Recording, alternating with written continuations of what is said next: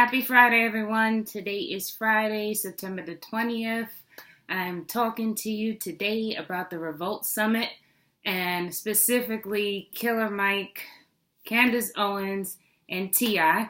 because those were the highlights of the summit. There were some other people on the panel, of course, Tamika Mallory.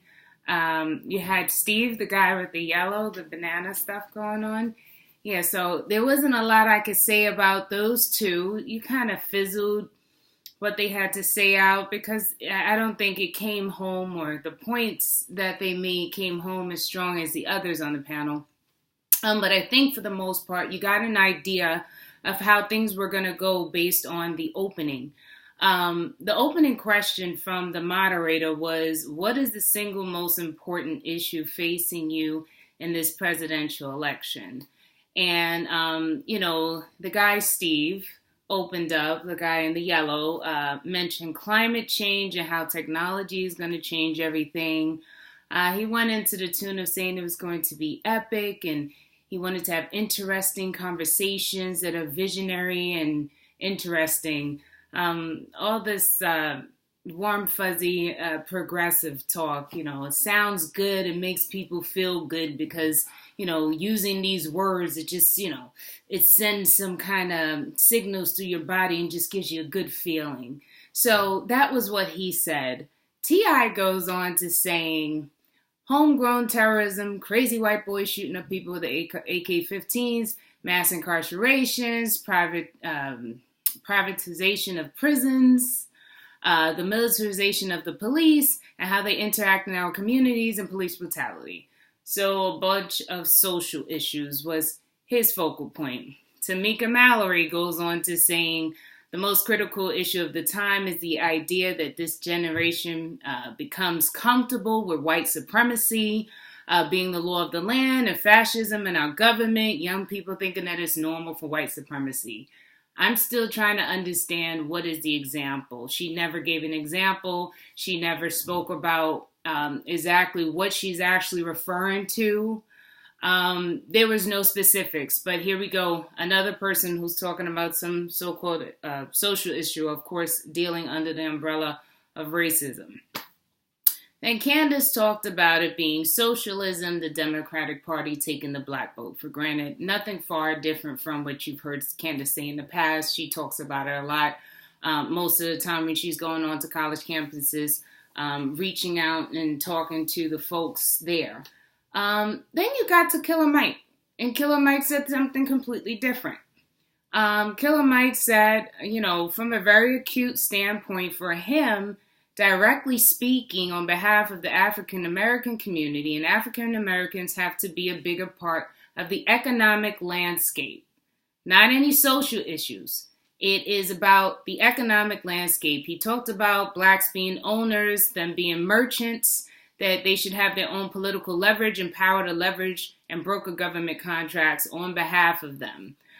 He said about focusing on self-reliance. That's very conservative, right? That's a conservative point of view, pulling yourself up by the bootstraps. But you do know that he's on the left side of the aisle. He is a Bernie supporter. Back in 2016, I was also a Bernie supporter. Killer Mike was very vocal then, and I appreciated him back when. So I knew, he was actually one of the primary reasons why I tuned in, because I knew I was going to be in for a treat if he was going to be on that panel talking. So, self-reliance is what he mentioned. And he said instead of, looking for the people that so-called hate us to do something for us, we should be focused on that. I appreciated that. Great points of view. Katrina said, Katrina Pearson, she's part of the Trump campaign. I think she's one of the communications directors, actually. She spoke about the severe lack of leadership being a reason or something that's the biggest issue that's impacting Black Americans. So of course, as time went by and things started to get a little heated, eventually, of course, most of the videos that are talking, they talk about T.I., Candace, some ones that are obviously saying that, he destroyed her, or, he has so much to say, in which when you really listen to it, if you listen to it in its entire context, he really didn't. He didn't say a lot of anything that we haven't heard. They're regular talking points that come from the common SJWs. He didn't say anything different, anything different out his mouth. The host, what I thought was interesting at some point, the host chimed in here and there. He had his little comments. He was kind of biased. But one thing he did say was that he doesn't go to vote because of the people who came before him. He said that he votes for his interests and his business and his babies. Okay. That also, to me, I would say sounds pretty conservative, right? And T.I. piggybacked saying that he agreed with it, that people should not be motivated to vote because of who died for them. So they both said those comments. And then Killer Mike came and responded to basically both of them. And Killer Mike said, obviously in a very eloquent way, not combative or argumentative, he said, I think it's foolish. He shut both of them down and said, I think it's foolish by saying for us that we don't inspire children by saying someone died for your rights, because the people who oppose you glorify their heroes. So why can't you celebrate your own? The people that made certain things possible for you today. He said, I'm a proud American. That's a very conservative, patriotic, if you want to say patriotic sounding comment. Nothing crazy. He actually went into saying that you have a blood oath. He went in talking about how the same way, he talked about you being part of a process and basically paying tribute to that. And he said the same way a Jewish child is part of a 10,000 year process of keeping the culture. This was his response to them, pretty much saying, forget about your history for the most part. So just if you look at that, here's Killer Mike saying what he's saying, okay? As from the perspective of a black man who grew up in the South. He's pro-gun. He's like, you're not taking away his gun. Educated. And then you have the T.I.s of the world. And I believe T.I.s supposed to be from Atlanta as well. But obviously, definitely not as woke as we would say Killer Mike is. So, and of course you have what the host said. So when we get into talking about like Candace and T.I., I liken it to T.I. was like what you call badgering the witness. So you can't go into asking someone a question and then you don't allow them to answer it. He asked a question and then 20 more questions went on top of it and some commentary and some opinions there. And then after his rant, then it's like, he's like, yeah, so answer this, answer that. So of course he probably, he threw Candace off with all that because she got caught up in it. It made me think about, Amazing Lucas when he talks about the ignorance. I agree. Lucas did a video where he was talking about, she didn't know how to handle the ignorance. He didn't say it. He didn't go specifically and say it, but this is what he was talking about for the Katrina and for the Candace Owens of the world. He kind of insinuated that they haven't been in the ring with what he calls the black ignorance, okay? And there was a lot of them in the crowd. You would think that they were watching like a fight. If it was like back in the days, if there was like people who hut around and the way they was clapping and geeking and making all these noises, yeah. It was crazy. It was kind of like school time. So that was the actual audience. So just to give you an idea, if you didn't watch the entire video of what they were dealing with, you probably listened to a lot of people break things down and analyze it. But this is what the people of like Candace and Katrina was basically up against. So that is the part that I didn't like about T.I. He pretty much did that to bully the conversation, and he didn't allow her to respond to him. But Killer Mike responded to him very powerfully.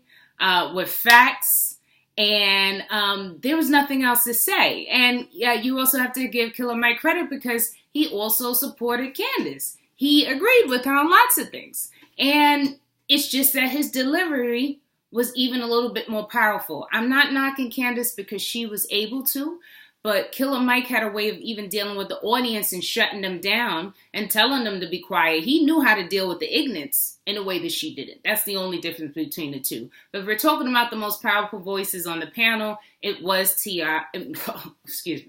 It it was Candace, it was Killer Mike. The only reason T.I. is mentioned is obviously because there's lots of videos talking about him, and he's a famous rapper, right?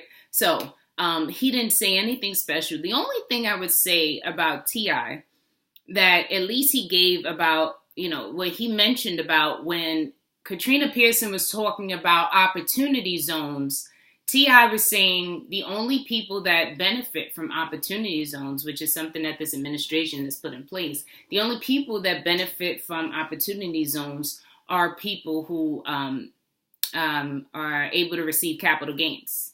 So it's basically only those people that benefit from these opportunity zones. So the bottom line is it's not helping the everyday person. And these are some of the reasons and the ways one could think that are driving gentrification in certain neighborhoods and areas and stuff like that are pushing people out. So there was that mentioned, but for the most part, he didn't say anything very intellectual. Actually, I found myself really scouring at T.I. because of the way that he handled himself in this panel, but everyone else, for the most part, had, they had something to say, but the most powerful voices were Candace and Killer Mike. Now, we know that Candace is on, she supports Trump. She doesn't identify on each side of the aisle. And Killer Mike on the opposite side, basically, for someone who speaks so in support of, and as a conservative person, he's on the side of supporting Bernie. So if you could put those things together, some things are more important than obviously the sides. And every time he spoke from a Black perspective, saying as a Black person, as a Black man. He called himself an American. He didn't identify with any specific group, but that's the way that he spoke.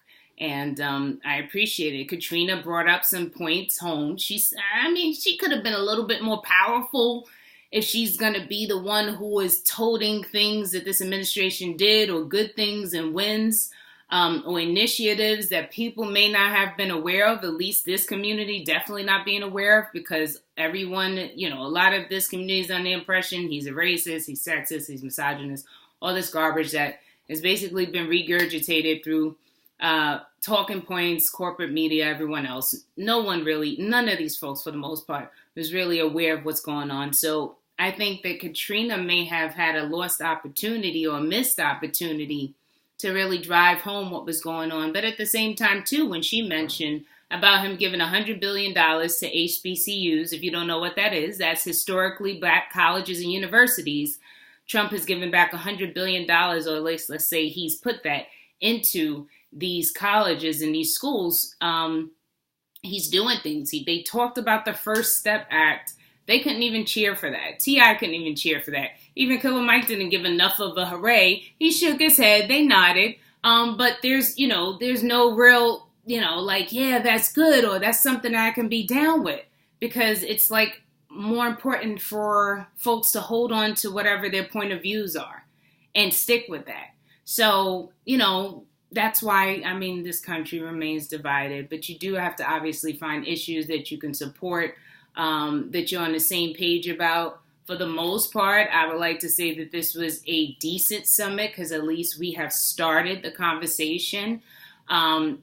This conversation of, at least for having all these different people on a panel, and we don't all think the same. That's a fact. And I'd like to see more of that. I would hope that they're going to continue on with these forums. Maybe they'll bring different voices there. I would say T.I., T.I., he can go somewhere. He doesn't need to be there. He's the epitome of the reason why you shouldn't be voting based on what celebrities tell you to do, or what celebrities tell you, they're trying to basically tell you how to think, how to feel, what you should be outraged about. T.I. was the epitome of what not to do. Good for the most part, good for them. Hopefully they have a brighter audience that's not cheering for everything like this is a fight of back and forth. Instead, this was an exchange of ideas, perspectives, and about putting it all out there so people can make educated decisions. That's what it's really all about. So again, the Revolt Summit, good. Candace was not destroyed. She was just badgered, okay, by T.I., and she just didn't have a quick enough response. That's all it was. I've heard things where they said that Killer Mike dominated or he was talking too much. There was plenty of opportunity for him to. And whatever he said, I agreed with, I want to say 99.9% of what he was saying, because I was familiar with who he is, where he stands from, where he stands on these issues. And I appreciated what he had to say. Again, I hope they invite him back. I hope they invite some more conservatives back, and hopefully we will see more of these things. We will see more of these things. So with that said, everybody have a wonderful weekend. This is Pop Analysis. I'm signing off. Good day.